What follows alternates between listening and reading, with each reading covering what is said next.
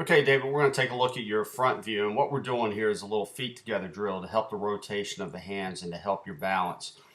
You know, sometimes for you, you get a little bit of a tendency as you take it back. Two things happen is that you roll the club face open, and as you can see here, we're working very hard on trying to keep the club face looking more down at the ground.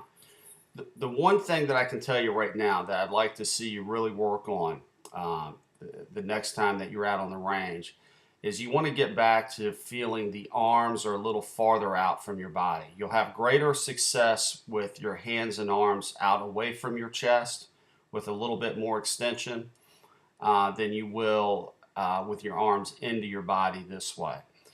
The other thing that this drill will help you, it will help the hips rotate what we call in the box. You have a tendency to sway the hips and the upper body back and through, which causes you to scoop underneath the ball with your right hand.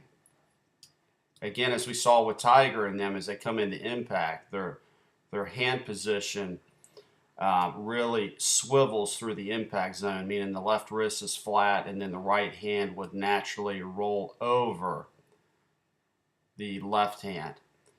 This is actually a little bit better. I think what hurts you though, if you're having some missed contact or if you're pulling the ball, is how bent your left arm position is. And most people think that if you keep your left arm straight, that it's going to cure this from bending so much. That's not necessarily true. Sometimes if you think about the right arm stays extended out and you keep it extended, that will straighten out your left arm.